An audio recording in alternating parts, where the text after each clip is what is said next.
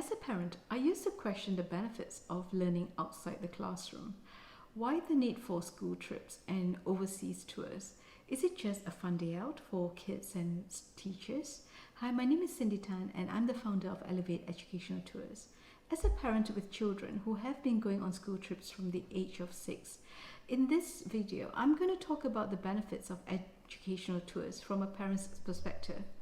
I'm speaking from personal experience of how school trips has benefited my children and why I believe it is one of the most important elements in our children's education.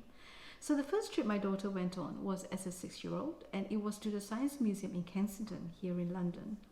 It was a day trip and possibly a trip undertaken to fulfill one of the educational missions set out by the government. I have to admit, I was a little concerned for a number of reasons. One, they were travelling by London Underground, and I wasn't sure how would the school manage a group of 6-year-olds. I'm sure this is a common concern among parents when their kids go on trips without them. To be honest, my concerns were unfounded because the school really knew what they were doing. In fact, my daughter enjoyed the trip so much that it inspired her to want to revisit the museum, which we did, in fact, many times over the years. Interestingly, it also ignited in her a love for museums and an inclination to want to learn more about science. Her second school trip was to the British Museum, and on this occasion, I decided to volunteer as a parent. In my daughter's school, each school trip normally has 2 teachers and a handful of parent volunteers to help manage the group. I decided to volunteer partly because I've never been on a school trip, and secondly, I was curious to see how teachers manage a group of 37 or 8-year-olds. Considering I have 2 girls and I struggle. I was also curious to know what they do on these school trips. It was an interesting experience, and I have to say it was the trip that cemented my belief that educational trips really do benefit students. On this trip, I noticed that not only does the trip enhance students' learning, it appears to engage even those with short attention spans, and it really does put the learning subject into context. Speaking to one of the teachers on the trip, I was told that although it is not an easy thing to plan, the school tends to do it, as school trips are one of the things children look forward to during their school life, and the experiences and memories from them are extremely durable. Apparently, it is also an opportunity for teachers to re-engage with those who are hard to motivate.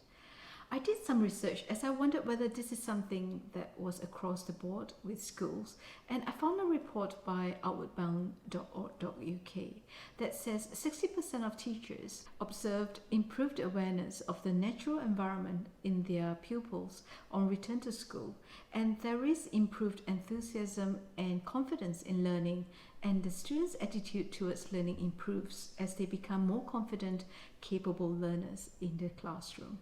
Sadly, due to time constraints, that was the one and only time I volunteered as a parent on a school trip. Over the years, as they grew older, the trips my girls went on grew further afield. They went on subject-based trips to Iceland, France, Greece, and even to a competition in Kentucky in America. And I noticed that with each trip, they grew in confidence and they were able to appreciate their studies from a different and usually more active perspective. Language-based trips. I wanted to talk about this and say that if your child is taking a foreign language as a subject in school, and if the school is not doing it, I highly recommend that you take them on a trip to the country where the language they are learning is spoken. So my girls took French in school, and they went to Paris on a school trip when they were in year 6.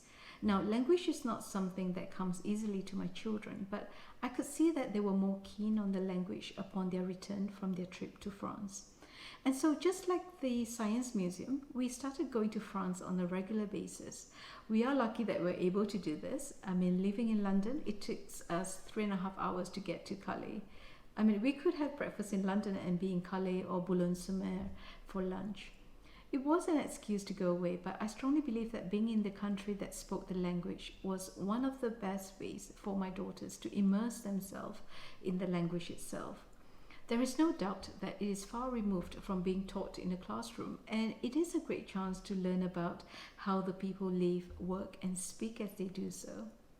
On trips to markets, my daughters would practice speaking French, and they enjoyed themselves so much that they often didn't even realize that they were learning, which, let's be honest, for a parent is a bonus. So over the years, I have seen how with each trip, my daughters grew in confidence, becoming more adaptable and more aware of their surroundings, the people around them, the environment, and the subjects that interest them. And that is why I'm so passionate about experiential travel and decided to start Elevate Educational Tours. I wanted to reach out to schools and parents so you and your children too can experience the benefits of learning outside the classroom. One important thing I should point out is that it's not any educational tours that benefit students.